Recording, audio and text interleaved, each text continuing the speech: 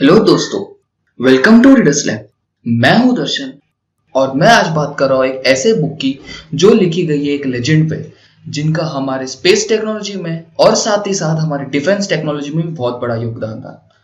जी हाँ दोस्तों, मैं बात कर रहा हूं डॉक्टर एपीजे अब्दुल कलाम की। अगर आप सूर्य के भांति चमकना चाहते हैं तो आपको सूर्य के भांति तपना होगा।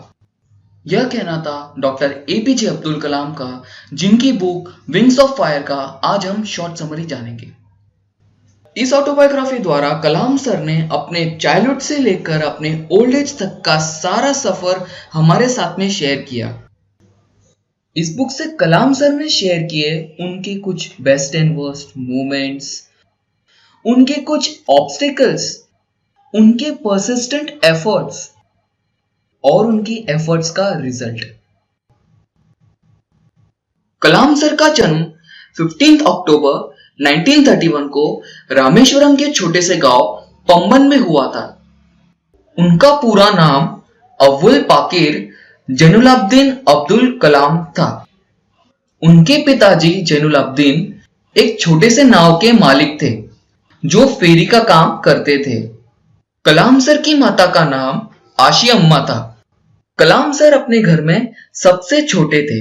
उनकी एक बड़ी बहन और 3 बड़े भाई थे। कलाम सर का high school education Schwartz school में हुआ था। वे बचपन से ही पढ़ने लिखने में बहुत माहिर थे और इसी टैलेंट को उनके जीजा जलालुद्दीन ने परख लिया था।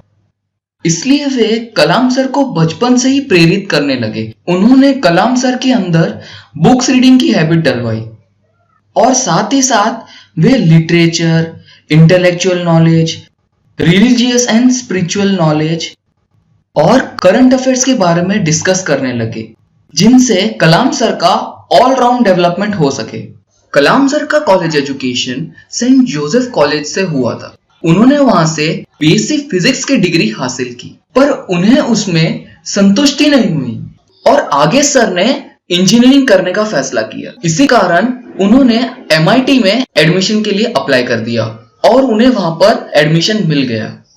एमआईटी कॉम्प्लेक्स में एयरफोर्स का डिकमीशन एयरक्राफ्ट था। उस एयरक्राफ्ट से कलाम सर बहुत इंस्पायर्ड होते और उन्हें भी उसी की तरह उड़ने का मन करता। उसी एयरक्राफ्ट से इंस्पायर होके कलाम सर ने सेकेंड ईयर में एरोनॉटिकल इंजीनियरिंग ऑप्ट किया। एजुकेशन ईयर कंप्लीट होने पर कलाम सर को एचएएल में 6 महीने के लिए एज अ ट्रेनी चुना गया। इंजीनियरिंग डिग्री कंप्लीट होने पर कलाम सर ने 2 जगह इंटरव्यू के लिए अप्लाई किया। सबसे पहला था directorate of technical development and production, जिसका इंटरव्यू दिल्ली में था, और दूसरा था इंडियन एयरफोर्स एसएसबी इंटरव्यू। उस इंटरव्यू में 25 में से 8 कैंडिडेट सिलेक्ट हुए और कलाम सर का 9वां स्थान था। उस रिजेक्शन से कलाम सर बहुत दुखी हुए और कलाम सर दुखी हालत में पास में ही स्थित एक आश्रम में चले गए, जहां उन्होंने यह सारी घटना शिवानंद स्वामी को बताई। फिर स्वामी जी ने कहा, कभी कभी हमें वह नहीं मिलता जिसके लिए हम पूरी मेहनत करते हैं, उसे हमें मानकर आगे बढ़ना चाहिए और एक नया लक्ष्य बनाना चाहिए। शायद भाग्य ने कुछ हमारे लिए बड़ा सोचा हो। और फिर कलाम सर दिल्ली आए और उन्हें यह पता चला कि उन्होंने डीटीडी का इंटरव्यू क्रैक कर लिया है और उन्हें वहां सीनियर साइंटिस्ट की जॉब मिल गई है। As a senior scientist Kalam sir को पहला टास्क मिला होवरक्राफ्ट बनाने का। कलाम सर चौंक गए कि जो चीज उन्होंने कभी देखी नहीं वो बना कैसे सकते हैं। कलाम सर इस प्रोजेक्ट के लिए लीडर चुने गए। कलाम सर ने अपने आप पर विश्वास रखा और होवरक्राफ्ट से रिलेटेड मैकेनिज्म्स, साइंटिफिक रिसर्च करके आपस में काम बांट लिए और उन्होंने होवरक्राफ्ट का डिजाइनिंग फेज चुना। उन्हें इसे बनाने के लिए सिर्फ 18 महीने का समय मिला था, पर उन्होंने इसे 15 महीने में ही कंप्लीट कर दिया और इस होवरक्राफ्ट का नाम नंदी रखा गया। नंदी के टेस्टिंग के वक्त एक प्रोफेसर आए थे और उन्होंने कलाम सर के सामने यह शर्त रखी कि वे अपनी पहचान टेस्टिंग होने के बाद ही बताएंगे। टेस्टिंग सक्सेसफुल रहा और प्रोफेसर ने अपनी पहचान बताते हुए ये कहा कि वे प्रोफेसर एमजे मेनन है, जो एक इनकोस्पार कमेटी के मेंबर है। ये कलाम सर की जिंदगी का सबसे बड़ा टर्निंग पॉइंट था। 3 दिन बाद कलाम सर को इनकोस्पार चीफ से एक इंटरव्यू कॉल लेटर आया। जब कलाम सर इंटरव्यू के लिए पहुंचे तो उनका interview INCOSPAR chief doctor Vikram Sarabhai ने लिया और कलाम सर ने ये इंटरव्यू भी क्रैक कर लिया और वो भी एक इन्कोस्पार कमेटी के मेंबर बन गए। इन्कोस्पार का फुल फॉर्म है Indian committee for space research. ये वही कमेटी है जो बाद में चल के इसरो ऑर्गेनाइजेशन बन गया। इन्कोस्पार का और कलाम सर का सबसे पहला मिशन था टर्ल्स। टर्ल्स का फुल फॉर्म था तुम्बा equatorial rocket launching station.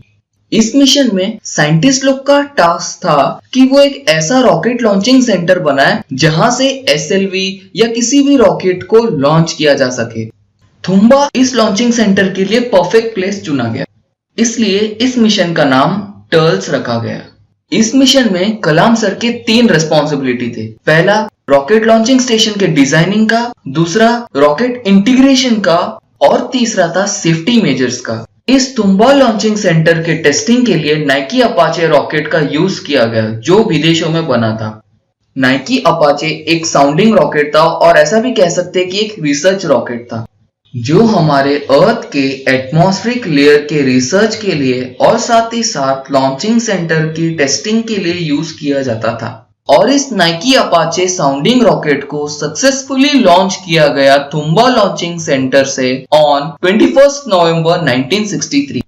First mission के सक्सेसफुली कंप्लीट होने के बाद विक्रम सर ने कलाम सर को पर्सनल मीटिंग के लिए बुलाया और उनसे कहा, कलाम मेरा एक सपना है, भारत का लॉन्चिंग स्टेशन हो, भारत का एसएलवी हो और भारत में ही बना सैटेलाइट लॉन्च हो और मुझे पूरा विश्वास है कि तुम और हमारे साइंटिस्ट इसे जरूर पूरा करेंगे, फिर चाहे मैं रहूं या ना रहूं। अब कलाम सर को अपने जीवन का एक नया लक्ष्य मिल चुका था और उन्हें शिवानंद स्वामी की बातें याद आ रही थी। कलाम सर के पास में एक टैलेंट था, वो था टेक्नोलॉजी ऑब्जर्वर एंड एब्जॉर्बर और इसी कारण से डॉक्टर विक्रम सर उन्हें नासा के लैंगले रिसर्च सेंटर में भेजते हैं जिससे वो एसएलवी के ऊपर रिसर्च कर सके। उस रिसर्च सेंटर में एक पेंटिंग ने कलाम सर को बहुत इंस्पायर्ड किया और वो पेंटिंग थी टीपू सुल्तान की, जिन्होंने 18th सेंचुरी में रॉकेट टेक्नोलॉजी डेवलप करके ब्रिटिशों पर अटैक किया था। कलाम सर के नासा से लौटने के बाद एक बड़ा ऐतिहासिक दिन आया। ऑन 15 अगस्त 1969 में इसरो ऑर्गेनाइजेशन की स्थापना हुई और इन्कोस्पार कमेटी के सारे मेंबर्स इसरो में शामिल किए गए और कलाम सर को एसएलवी के 4th स्टेज की डिजाइनिंग की रिस्पॉन्सिबिलिटी मिली। साइंटिस्ट लोग को 2 भाग में डिवाइड कर दिया गया। कुछ साइंटिस्ट एसएलवी के डेवलपमेंट में लगे थे और कुछ साइंटिस्ट रोहिणी सैटेलाइट के डेवलपमेंट में लगे थे। अब वो दिन आ गया जब एसएलवी का टेस्टिंग होना था। कलाम सर बहुत खुश थे कि उन्होंने बिना किसी फॉरेन टेक्नोलॉजी की मदद से एसएलवी को डेवलप किया। अब कलाम सर को बहुत बड़ी शॉकिंग न्यूज मिली। उन्हें पता चला कि doctor Vikram Sarabhai heart attack के कारण नहीं रहे, पर विक्रम सर का लक्ष्य उनके साथ था और एसएलवी का टेस्टिंग फेज शुरू हुआ। सबसे पहले टेस्टिंग फेज में ही लॉन्च होने से पहले कंप्यूटर स्क्रीन पे स्टॉप का नोटिफिकेशन आ गया जिसके कारण लॉन्चिंग रोकनी पड़ी।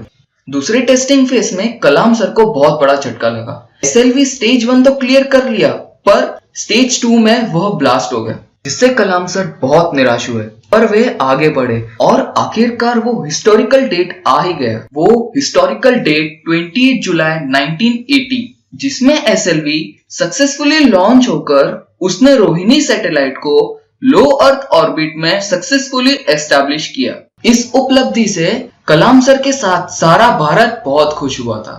इस उपलब्धि के बाद डिफेंस मिनिस्टर वेंकटरामन ने कलाम सर से बात की और उन्हें समझाया कि उनकी जरूरत डीआरडीओ में है। कलाम सर की रॉकेट टेक्नोलॉजी की नॉलेज से भारत के लिए मिसाइल बनाया जा सकता है।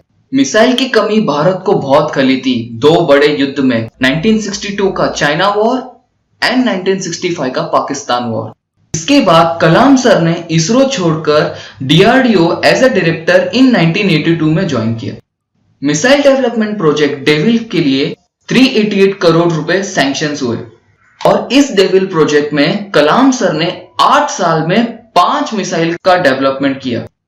इस डेविल प्रोजेक्ट में कलाम सर ने जो अपने साइंटिस्टों के साथ मिलकर जो मिसाइल्स बनाए थे वो थे, पहला है पृथ्वी जो short range surface to surface missile है। दूसरा है आकाश, जो सरफेस टू एयर मिसाइल है।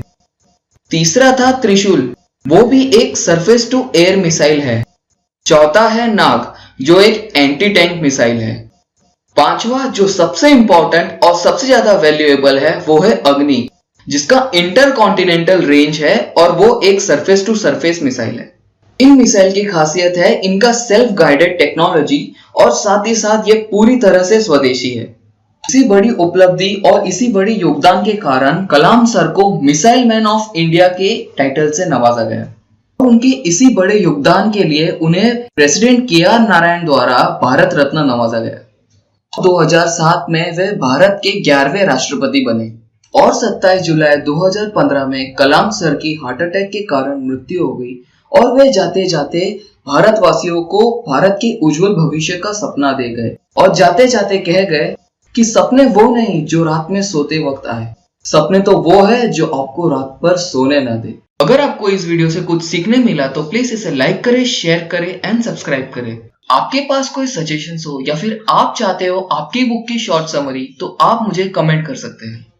और अब आप मुझे ज्वाइन कर सकते हैं फेसबुक पर और टेलीग्राम पर, जहां मैं आपसे शेयर करूंगा best seller e books every Sunday, जिसका लिंक आपको नीचे डिस्क्रिप्शन बॉक्स में मिल जाएगा। आपके बहुमूल्य समय के लिए धन्यवाद। जय हिंद।